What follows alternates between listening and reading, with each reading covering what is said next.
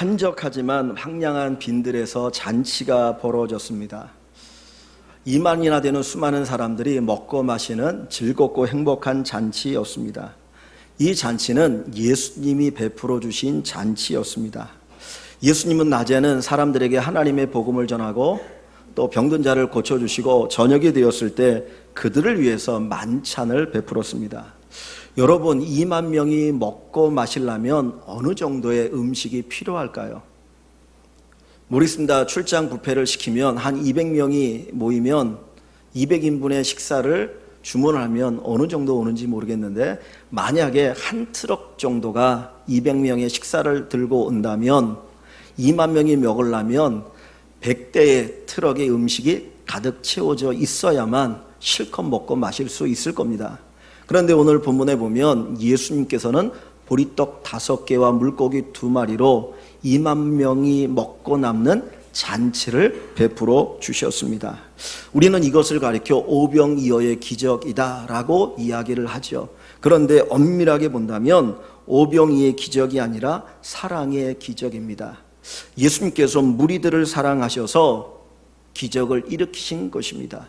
예수님의 사랑이 그 기적을 만들어 내셨습니다.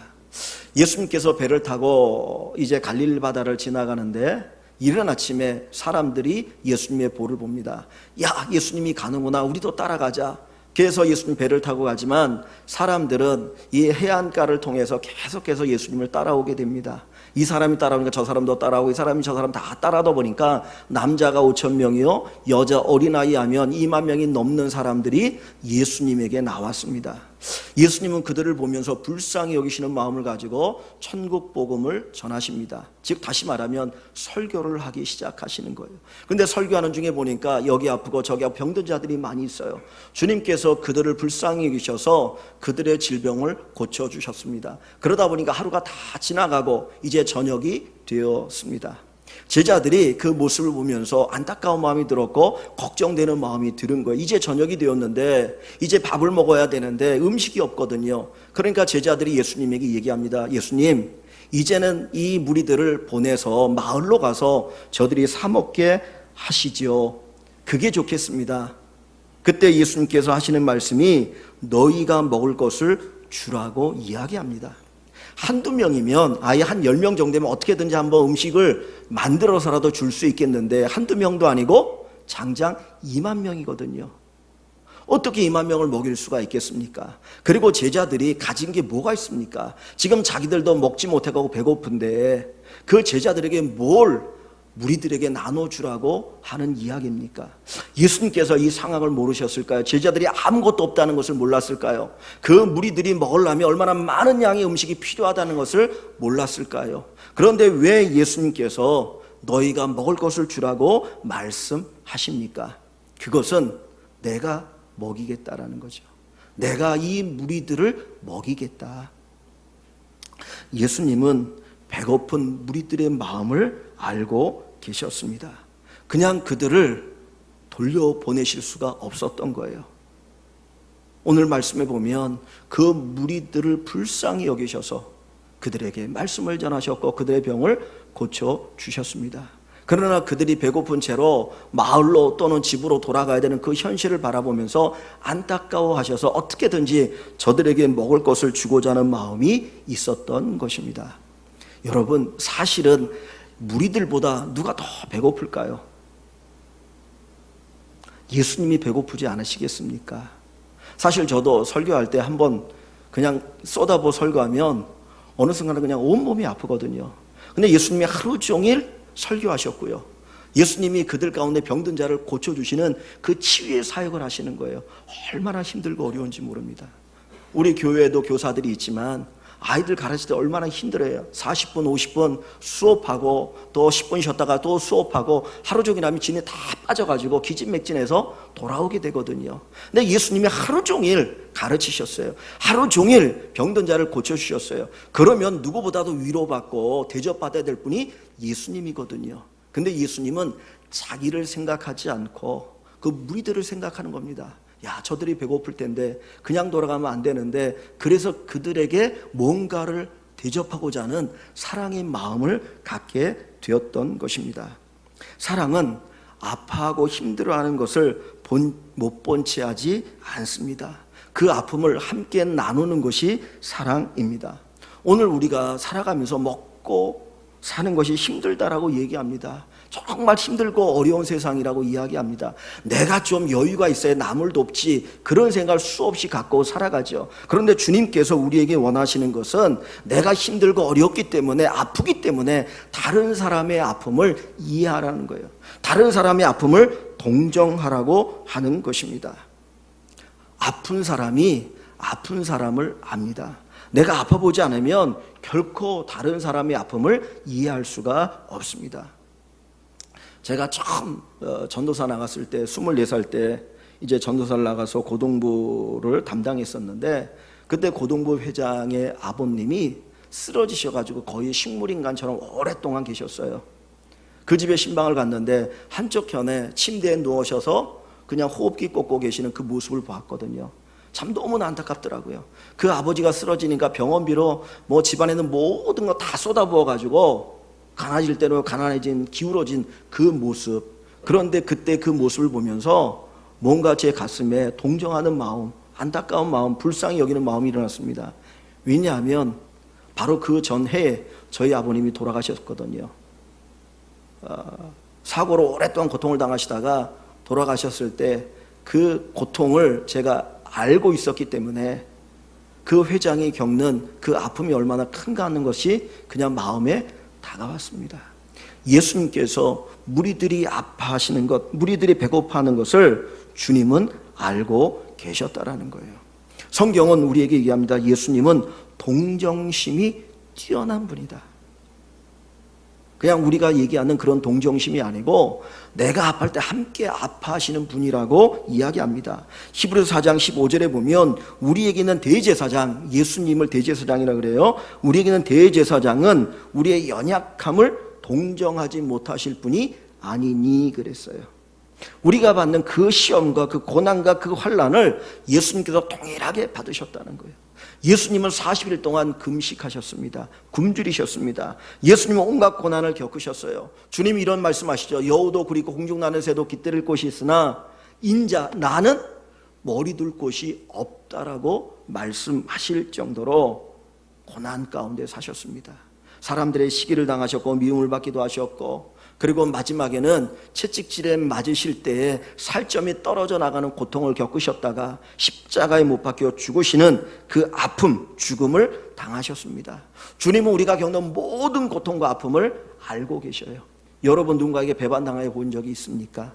사랑한 사람이 배반당해 본 적이 있습니까? 예수님은 자기가 사랑했던 그 제자들에게 배난당하셨잖아요. 가롯 유다에게 배난당하시고, 그리고 또 베드로와 그 다른 제자들에게 배반당하셨습니다. 그 모든 고통과 아픔을 아시는 주님이 우리를 긍휼히 여기시고 우리를 사랑하여 주신다라고 하는 겁니다. 그래서 예수님께서 무리들을 동정하셨고 무리들에게 사랑과 긍휼을 베푸시고 계시는 겁니다. 예수님께서 제자들에게 원하셨던 것들은 너희들도 나처럼 사랑의 마음을 갖기를 원한다 하는 것이에요. 예수님께서 제자들에게 물었습니다. 너희에게 무엇이 있느냐? 너희에게 무엇이 있느냐? 떡이 몇 개가 있느냐? 물었더니 제자들이 이렇게 얘기해요. 떡 5개와 물고기 2마리가 있습니다. 이 떡이라고 하는 게 무슨 큰 떡이 아니고요. 그냥 조그만 만두만한 작은 떡입니다. 그게 5개 있다라는 거예요. 물고기 2마리도 무슨 고등어 생선같이 큰 게 아니라 이 멸치, 좀 큰 멸치만한 거 2개가 있다는 거예요. 그러니까 보리떡 5개, 물고기 2마리는 한 끼 식사로도 부족한 작은 양의 음식이거든요. 그때 제자들이 우리에게 보리떡 5개, 물고기 2마리가 있습니다 라고 이야기하는 거예요. 제자들은 그런 생각을 했을 거예요. 예수님, 도대체 이걸 갖고 누가 먹겠습니까?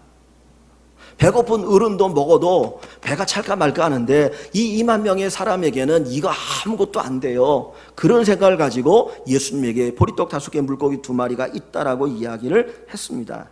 그때 예수님은 그것을 내게로 가져오라고 이야기합니다. 그것을 내게로 가져오라. 아무리 보잘것없고 작은 양일지라도 예수님의 손에 들리면 기적이 일어난다는 거예요. 그것이 한 끼의 식사도 되지 않는 작은 양이지만 예수님의 손에 들리면 기적의 도구가 되어집니다. 사랑이 있으면 아무리 작은 것이라도 놀라운 기적이 일어나게 되는 겁니다. 사람들이 보는 것과 예수님이 보는 것은 다릅니다. 사람들은 뭘 봅니까? 양을 보죠. 질을 보죠. 그래서 이 정도면 됐다, 이 정도 뭔가 할 수 있겠구나, 그것을 보지만 예수님은 그 가능성을 보는 게 아니고 그 중심을 봅니다. 사람의 마음을 봅니다. 그 마음이 어떤 마음이냐, 그 마음에 사랑이 있느냐, 사랑하는 마음이 있느냐를 본다는 거예요. 예수님께서 사랑하는 마음을 통해서 놀라운 기적을 일으키셨습니다. 보잘것없지만 사랑하는 마음이 있을 때 그것이 기적의 도구로 쓰여집니다. 우리 주변에 위대한 일을 했던 사람은 뛰어난 능력을 가진 사람이기보다는 사랑의 마음이 있는 사람입니다. 아무리 뛰어난 능력이 있어도 사랑의 마음이 없으면 그들은 위대한 일을 할 수 없어요. 자기를 위해서는 큰 일을 할 수 있지만 세상을 향해서 많은 사람들을 위해서 선한 일을 할 수가 없다라는 거예요. 예수님께서 보리떡 5개, 물고기 2마리를 가지고 하늘을 우러러 감사의 기도를 드립니다. 작은 것이지만 불평하지 않았습니다. 야, 이것밖에 없냐, 이것밖에 없냐, 그러고 불평하지 않으시고 그 물고기 2마리, 보리떡 5개, 그것을 받으시고 하늘을 바라보시면서 주님 감사합니다, 이 보리떡 5개, 물고기 2마리 주시니 감사합니다라고 감사의 기도를 드리고 계시죠. 근데 여러분, 이 보리떡 5개와 물고기 2마리는 다금 복음서를 보면 한 어린아이가 가져온 도시락이라고 이야기해요. 아마 어머니가 이 아이가 나갈 때, 야, 오늘 이거 먹고 하루 보내, 점심 때 이거 먹어라, 그러면서 싸주었던 것 같아요. 그러니까 보리떡 5개, 물고기 2마리, 한 아이의 점심 식사입니다. 그런데 그것을 이 아이가 제자를 통해서 예수님에게 드린 거예요. 이 아이는 배 안 고팠을까요? 이 아이도 배고팠죠. 여러분, 배고프면 아이가 참기 쉽습니까? 어른이 참기 쉽습니까? 그래도 어른은 참잖아요. 에이, 조금만 더 참자. 근데 아이는 그 참을 수가 없는 거예요. 배고프면 먹고 싶어서 참을 수가 없거든요. 근데 이 아이가 자기가 가져온 그 도시락을 먹지 않고 예수님에게 드렸어요. 어떻게 이 아이가 그렇게 먹고 싶은데 먹지 않고 예수님께 드렸을까요? 이 아이도 하루 종일 예수님의 말씀을 들었습니다. 설교를 들었습니다. 설교 가운데 은혜를 받았습니다. 하나님이 나를 얼마나 사랑하시는지, 하나님이 어떠한 분인지, 예수님이 어떠한 분인지 은혜를 받고 나니까 그 은혜 감사하여서 예수님께 기꺼이 드릴 수 있었던 거예요. 내가 배고프지만, 나도 배고프지만 주님이 찾으시니 이거 예수님께 드려야지. 그래서 그 드렸던 그 도시락이 보리떡 5개와 물고기 2마리라고 하는 것입니다. 사랑은 누가 하는 줄 아십니까? 은혜 받은 사람이 사랑합니다. 은혜 받아야 사랑할 수 있습니다. 여러분, 은혜가 뭡니까? 내가 은혜 받았다, 은혜 받았다, 은혜 받았다, 뭐 말씀을 듣고 은혜 받았다라고 하는데 그 은혜 받은 게 뭡니까? 설교를 재미있게 유머스럽게 잘하면 은혜 받는 겁니까? 그게 아니고요. 은혜 받았다라고 하는 것은 하나님의 사랑을 깨닫는 거예요. 하나님의 사랑을 깨달을 때 우리는 은혜 받았다라는 표현을 씁니다. 하나님이 나를 얼마나 사랑하시는지, 하나님 나를 위해서 무엇을 하셨는지를 새롭게 깨달을 때, 야, 은혜 받았다, 감사하다 하는 고백이 있는 겁니다. 이 아이 어리지만 예수님의 말씀을 통해서 은혜를 받았습니다. 하나님이 자기를 얼마나 사랑한지를 알았습니다. 그래서 기꺼이 그것을 드릴 수가 있었던 거예요. 내가 배고프지만 그래도 나에게 은혜의 말씀을 주시는 예수님께 드려야지. 그래서 기꺼이 그 보리떡 5개, 물고기 2마리를 예수님께 드릴 수가 있었던 것입니다. 예수님에게는 양이 많으냐 적으냐가 아니라 배고픔을 참고 자기의 모든 것을 드린 그 어린아이의 사랑의 마음이 귀했던 거예요. 그것을 가지고 주님께서 하나님 앞에 감사의 기도를 드리셨고 놀라운 기적을 일으키게 된 것입니다. 사랑으로 드리는 것이 기적의 도구가 됩니다. 비록 작은 것일지라도 우리가 은혜 받고 사랑하는 마음으로 하나님께 드리면, 하나님께 내어놓으면 하나님은 그것을 기적의 도구로 사용하신다라고 하는 것입니다. 성전에서 헌금궤가 있습니다. 헌금함이 있는데 그 수많은 사람들이 성전을 들어갈 때 하나님 앞에 헌금을 드립니다. 어느 부자는 은돈을 헌금함에다 넣었습니다. 그때 철렁하는 소리가 들리죠. 왜냐하면 은전은 동전이죠. 은으로 만든 동전은 그래도 무게가 있으니까 철렁한 소리가 나요. 사람은 야, 저 사람 정말 많은 헌금을 했네. 야, 대단하다. 그리고 막 그 사람을 칭찬합니다. 근데 그 옆에 한 가부가 하나님 앞에 헌금을 하는데 2렙돈을 드리는 거예요. 근데 그 렙돈은 아주 작은 금액인지라 그 들을 때 떨어지는 소리가 다릅니다. 아주 가벼운 소리가 나는 거예요. 그때 사람들은 야, 저것밖에 못 드려. 어떻게 저것을 하나님 헌금이라고 드릴 수 있을까라는 생각을 했습니다. 근데 주님이 그것을 보시면 뭐라고 말합니까? 이 가난한 과부가 저 부자보다 더 많이 하나님께 드렸다 그랬어요. 왜 그렇습니까? 과부에게는 하나님을 사랑하는 마음이 있었어요. 사랑하는 마음으로 드린 것을 하나님은 기뻐하신다라고 하는 겁니다. 사랑하는 마음으로 우리가 작은 것일지라도 우리가 베풀고 나누고 드리면 하나님은 그것을 기적의 도구로 삼으십니다. 사람은 양을 봅니다. 질을 봅니다. 겉모습을 봅니다. 그런데 예수님은 우리의 마음을 보십니다. 우리 안에 얼마나 사랑이 넘치는가, 얼마나 사랑이 충만한가 하는 것을 보고 계십니다. 예수님께서 그 보리떡 5개, 물고기 2마리를 가지고 하나님 앞에 감사의 기도를 드리고 제자들을 부르십니다. 그 제자들이 쭉 예수님 앞에 나오죠. 그리고는 보리떡 5개, 물고기 2마리를 나눠주기 시작합니다.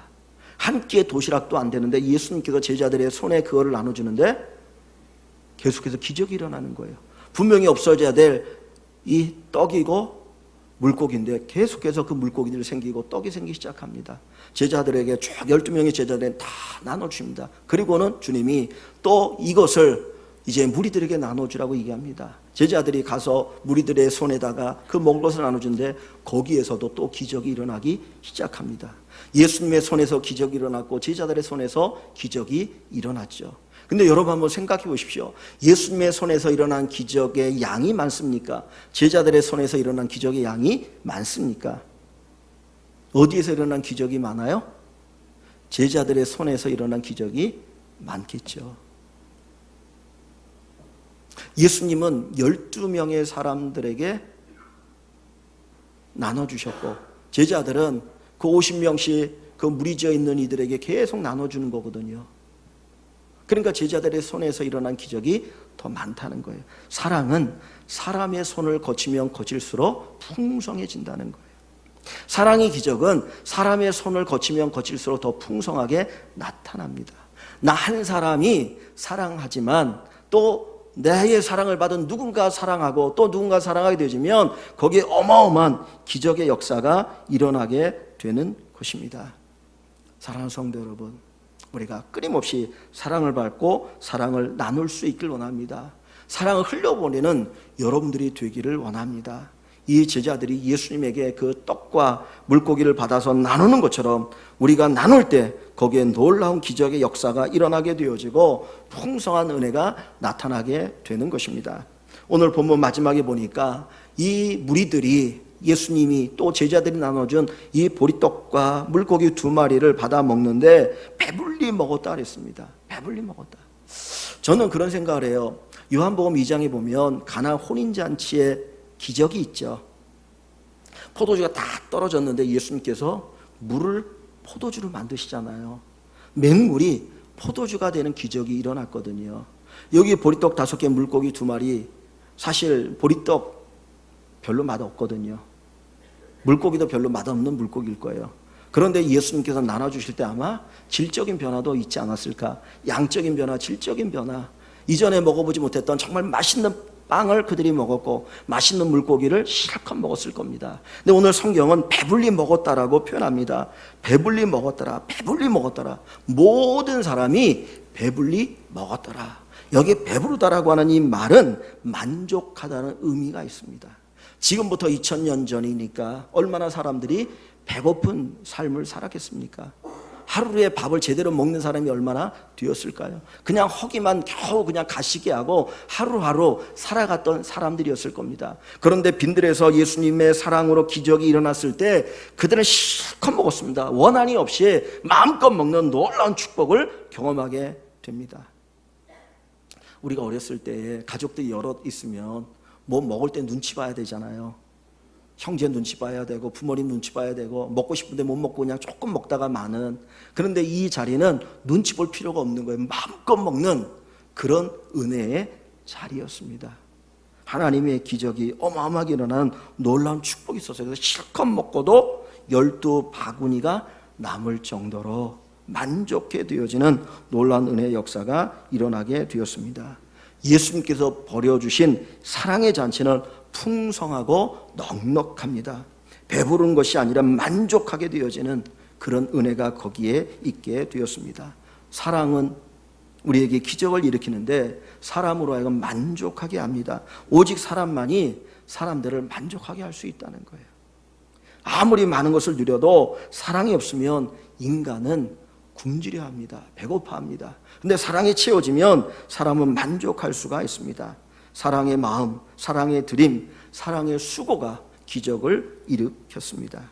무리들을 불쌍히 여기시는 그 예수님의 마음, 누구보다도 배고프시고 피곤하고 지치셨지만 그럼에도 불구하고 그들을 불쌍히 여기는 그 예수님의 마음, 자기도 배고프지만 그 말씀의 은혜를 받고 나니까 내가 이 한 끼 참지, 그리고 기꺼이 예수님께 드렸던 그 사랑의 드림의 그 어린아이, 그리고 힘들고 피곤하지만 예수님의 말씀을 따라서 사람들에게 그 떡을 나눠주는 수고라는 그 제자들의 수고가 어우러져서 이 빈들에서 놀라운 잔치의 기적이 일어나게 되었던 것입니다. 사랑의 사람들이 모인 곳에는 기적이 있습니다. 사랑의 사람들이 모인 곳에는 놀라운 잔치가 있습니다. 사랑은 빈들에서도 잔치가 벌어지게 합니다.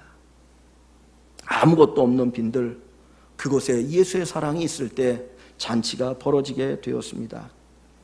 여러분의 집이 빈들처럼 황량하십니까? 나의 상황이 빈들처럼 황량하십니까? 되는 것도 없고 안 되는 것도 없고 뭐 이것저것 힘들고 어렵다. 그러나 중요한 건 거기에 사랑이 있으면 거기에 기적이 일어나기 시작합니다.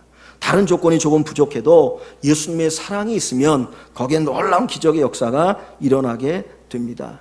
사랑은 빈들에서도 잔치를 벌입니다. 사랑은 빈들에서도 잔치를 벌입니다. 특별히 예수님의 사랑이 있을 때 그 사랑이 우리를 잔치자리로 인도하여 주실 줄 믿습니다.